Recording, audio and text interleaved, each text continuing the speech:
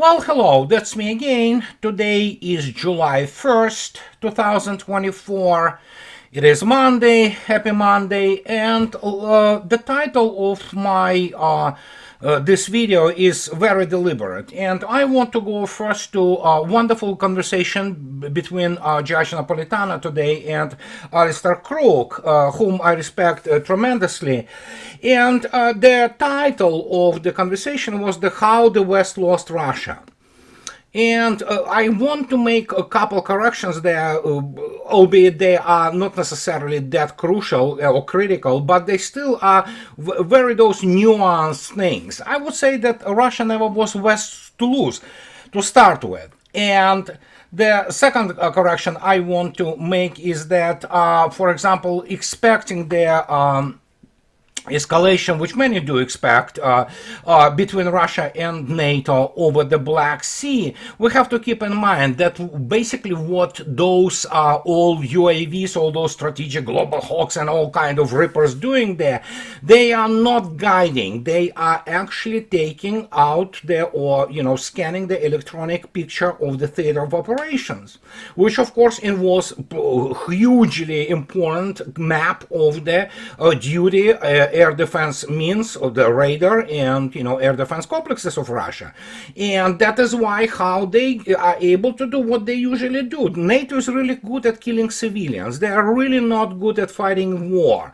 And so that's how things happen there. And because they feed this radar electromagnetic picture to so-called Ukrainians, or rather to the personnel of NATO, which mans all those systems, standoff systems, such as ATACMS or whatever their Scalp or Storm Shadow missiles are, which they'll hurl at primarily civilian population. You can take a look at it. For example, what happens in Belgorod or around Kursk for that matter, and it's primarily attacks on the civilian infrastructure and civilians. People die, including children, women, and old people. So that's what they do there. You don't have to guide anything there. The guidance of any NATO weapon is pretty much well known. It is basically INS, as it is pretty much with any standoff weapon system, inertial navigational system on board, and corrections which happen over the flight trajectory by GPS. Russians, of course, jam GPS, and that is why they constantly kind of, so it's a long story, but that gives you a general understanding of this. But speaking about the fact that what Mr. Crook talks to Judge Napolitano about Russian elites finally had it with the West, I can tell you, yes, they did. And the fact is, we can sit here and discuss the situation about, for example, with French elections. I, for example, not in any way optimistic, or what difference does it make? Okay, you have one globalist, and then the other globalist with slightly different rhetoric and a so-called populist coming in. And those people who are saying, oh yeah, Marine Le Pen, if she gets the majority in, which is yet to be seen, by the way, in, whatever the assembly name of this thing in France, nothing gonna change. Because for a simple reason. Macron wasn't going to send troops to start with. It was all bluff. It was all fluffy rhetoric. The only thing NATO is capable of doing is kill civilians. Period. That's the only thing, including the United States. With all this, fluffy talk, and I understand many people are not taking this lightly, as I already stated. United States Army, armed forces are not even in the same league. And there is a reason for that. But if we're talking about the other Europe and the other Russia, let me show you something which probably I should have addressed before. As you can see yourself, 4 days ago, Zakharova, Russian embassies are overflowing with requests to move to the country. And she talks about, and Russian embassies and consulates are overloaded with requests from people wishing to obtain visas, residence permits, or assistance with moving to country. Russian Foreign Ministry spokeswoman Maria Zakharova said at the St. Petersburg, it's actually the jurists who got together their session, protection of traditional values, friends and foes. And she's talking about, no, not talking about some kind of Russians or some people like me who are Russian immigrants and trying to return back home. No, we're talking about bunch of Europeans and Americans too, who are moving to Russia because they cannot maintain any more, normal living mental state living in the combined West. And they are talking about precisely the situation of the West being absolutely destroyed from the inside by all this woke ideology. And that's what Mr. Crook is correctly stating when Judge actually, he repeated it twice. He says, do people like Blinken or whatever those clowns in Europe understand what is happening and what is about to happen? And he says that for them, and they are products of the so-called liberal education, and they believe in this democracy, term abused and absolutely having nothing to do with democracy. They believe that Russia is merely making troubles. Well, what I can tell you, and that's what Alistair Crook confirmed today, Europeans will be poor. They're already getting poor, and they will be really poor. And I'm talking about poor that they will not be able to afford to drive a car. They will not be able to afford all those, pleasant things in food and things of this nature. And it's already happening. Even Alistair Crook says that, their basically standard of living is dropping like a stone, I quote him. And this is what's happening. Russia was always the other Europe. It's just that today, Russia said enough is enough. And yes, Europe is left to its own devices and let them rot. And this is the basically position of the overwhelming majority of Russians, including, of course, Russian elites, Mr. Putin, Russia Security Council, and people who define policy in Russia. It's over. Russia is done with Europe. And next time Europe will try to do something about Russia, they better crawl and beg. And the Russians will decide if they even want to communicate. It's over. There is another Europe, and Europe, which is today, it's too late, too little, too late.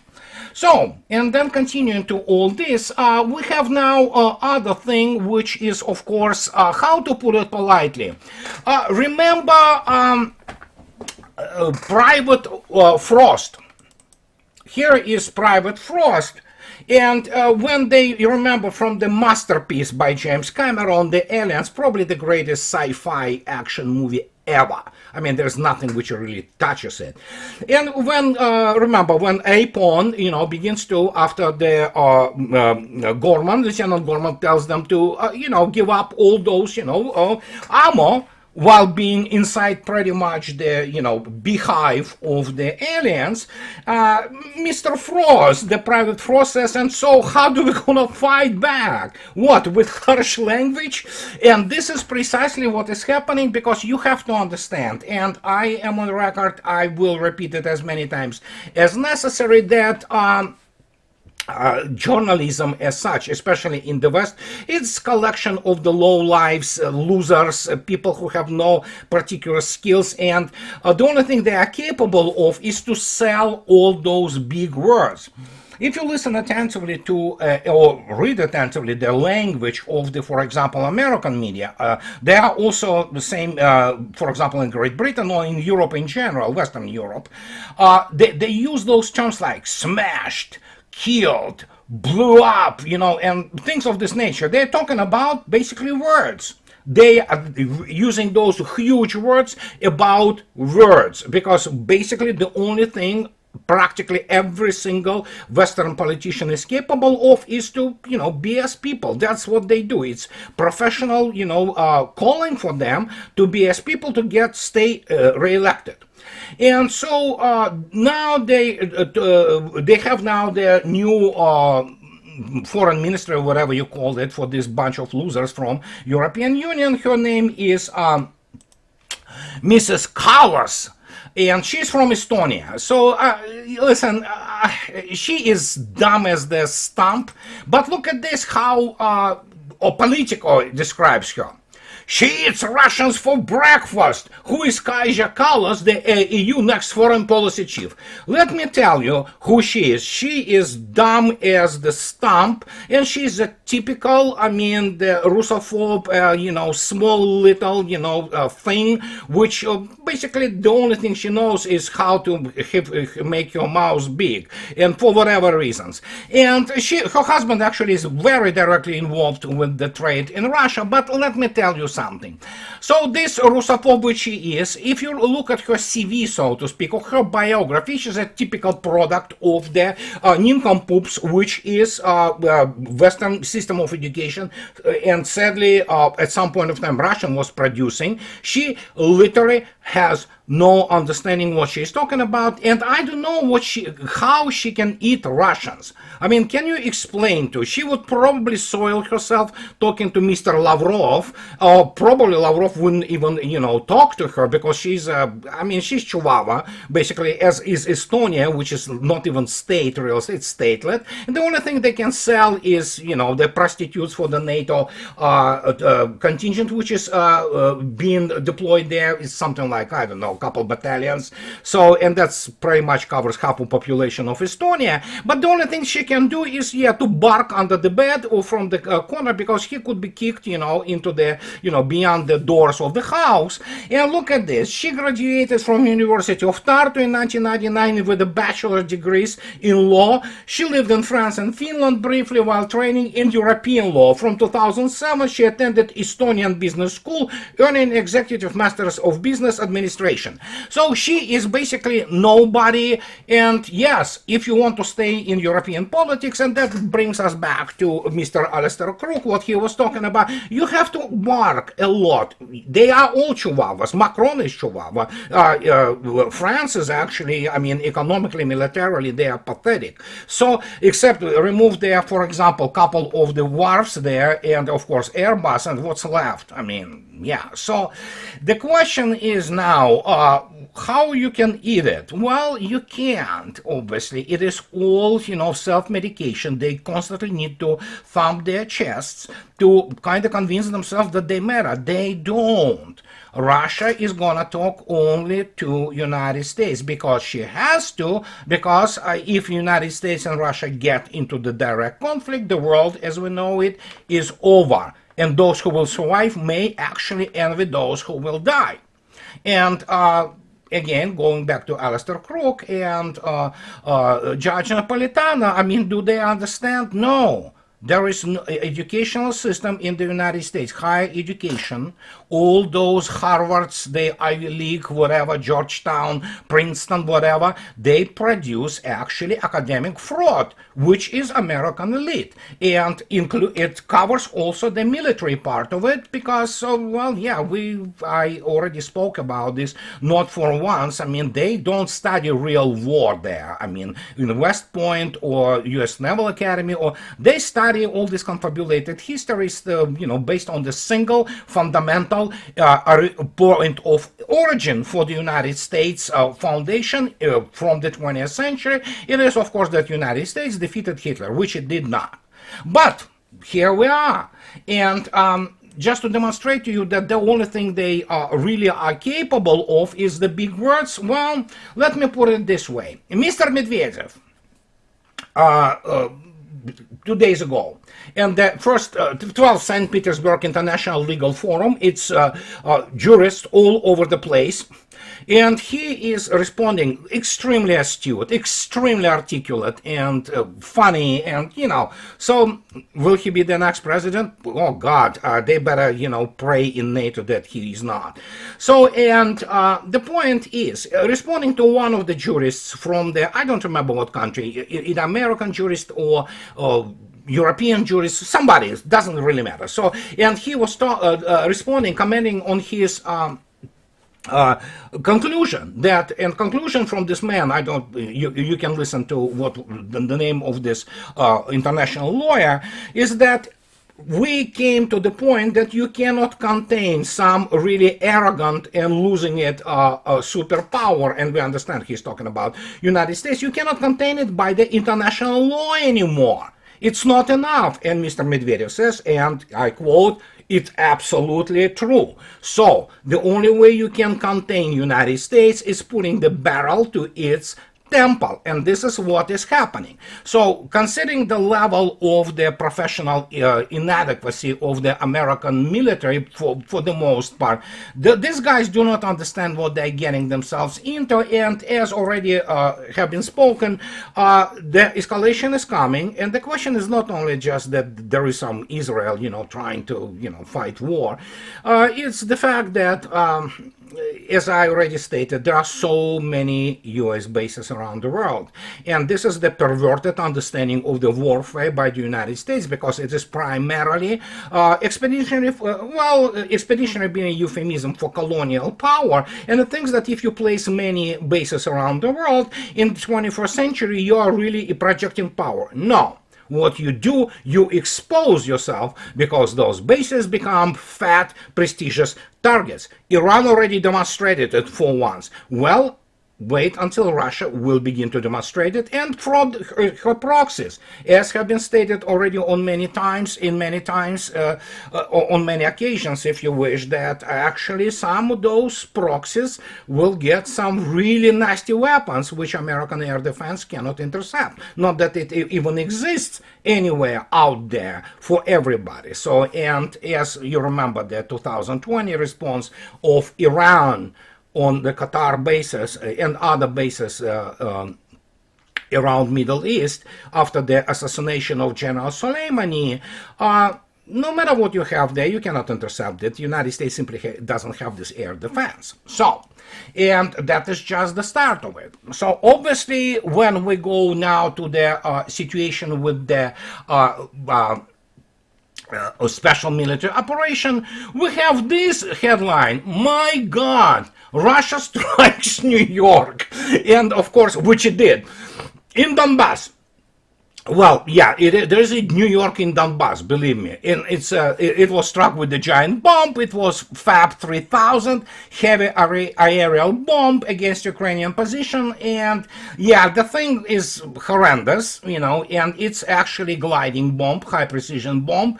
And yes, New York is now under attack by Russians. And let me show you something. Here what we have from yesterday. It's the 30th of June. As you can see yourself, I underline New York and Toretsk. Russians, inexorably moving towards Toretsk, which is a strategic, support point. And you can see yourself what is forming there. Then you have this situation. We have, you see, in the last day or so, as you can see yourself, another about 4 kilometers covering towards Nevskaya, and Russians again took, a couple new villages there. And if we go and look at the losses, then we have situation of this. So yesterday, 1,855, so 10 tanks, 60 armored vehicles, artillery mortar 69, 72 UAVs, 2 MLRS. And let me again explain to you what is happening. And this is has to be very clearly understood. And this is the point which also Russian Defense Ministry. If you take a look at 10 tanks, APCs, 60 armored vehicles, and some other vehicles such as the cars and things of this nature, trucks, Russians do not count that personnel which is in there. You can go out in the Telegram channels and look up what happens with those people, but Russians don't count them as losses. And you will see yourself, well, it's nasty, thing when you take a look at it. And so they don't even count it. So yes, my point remains still valid. I am ready to defend it against anybody, that when you look at this number 1855, these are primarily killed throughout the day, because most of those in the rear and in, for example, tanks and APCs, which are, for example, APC can carry up to 8 of those people, so they are not even counted by Russians. So, and when you look at this scale of things happening there, we have the situation that U.S.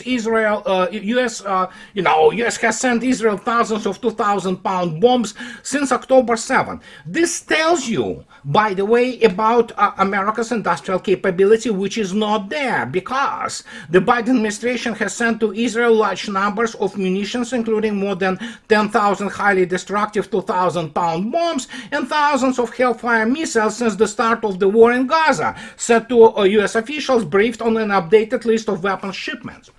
And that tells you something, that United States is simply incapable of carrying out their special military operation or equivalent in scale, in scope. And the Russians are using there only about 10 to 15% of its forces.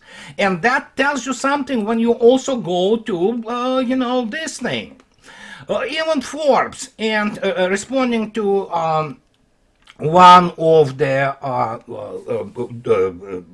reports of one of the organization which tracks the development of or rather dying out of America's the industrial base, and you can see yourself it was from January 2024 that America's carriers rely on Chinese ships, our depleted munitions too. A new report from data analytics firm Govini or Govini, whatever, measures Chinese penetration of the U.S. defense supply chain and concludes that our industrial base cannot deter China. Well, hello, I've been on this for I don't know how many years. Yes, American economy is primarily financial ledger domain. It doesn't mean that it still doesn't have economy. It still has. It's a large economy. But it's nothing what is being presented to people. And it's simplest and most telling insight lies in the author's observation that U.S. domestic production capacity is a shriveled shadow of its former self. Crucial categories of industry for U.S. national defense are no longer built at any of the 50 states. And the question here is that United States simply cannot build it. And because of that, United States cannot sustain the war. First, even if it had this ability, even if, it still wouldn't be able to sustain whatever force it wants to deploy to Europe, because the lines of communications, shipping lanes of communications, how you sustain this force, they will be interdicted, because nothing you can do against the salvos of Onyx or Zircon missiles. There's simply no way. I mean, and it doesn't take much in terms of the required force to practically paralyze any movement in the transatlantic shipping lanes of communications. And without it, I mean, all those forces in Europe, they're a joke. And that's why we're coming back to the same situation with Macron, that he was bluffing, obviously. Nobody took him seriously. French supplying troops. Which troops? And that's the problem for the NATO, and that's now it being exposed constantly, day by day, with the fact that what they are, primarily paper tiger. It doesn't mean that they cannot wreak havoc. They certainly can. That the only capability U.S. armed forces have is to go in and fight Afghanistan or Iraq 2.0. That's pretty much it. For the modern combined arms warfare, they're simply not ready. And I repeat it again, the TOE, table of organization and equipment, the same as most of the field manuals of the US Army, are absolutely useless in the modern war. And so when you go further on this issue, you can take a look at how things are changing now industrially, that actually Bloomberg even reports that, as you can see yourself, orders for US business equipment match biggest drop this year. And this was 4 days ago. And as you can see yourself, American economy, which really matters, the only thing which really matters, which is industrial productive economy. So here we are. So we have the value of core capital goods orders, a proxy for investment in equipment, excluding aircraft and military hardware, decreased 0.6% last month and matched the biggest drop this year. Commerce Department figures showed Thursday. Bookings for all durable goods, items meant to last at least 3 years, rose 0.1%, boosted by the orders for military aircraft. Compare those incredible growth of Russian economy, including boosted by all kinds of the military hardware, but by far not only exclusively by it. And the median estimate in a Bloomberg survey of economics called for is 0.5 decrease. This is as you can see yourself, stagnation at best. In reality, if you begin to adjust it properly, it is just going down. And I'm not being, so to speak, panicky, if you wish, about this, or try to sell you some financial BS, but it's just the way it is. And many people in White House, as Alistair Crooks stated, they don't have qualifications. American elites are incompetent, they are illiterate, and that is why they cannot run anything.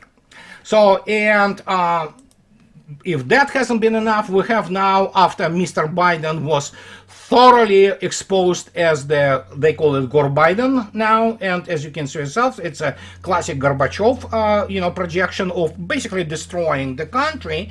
So we have now this, something changed.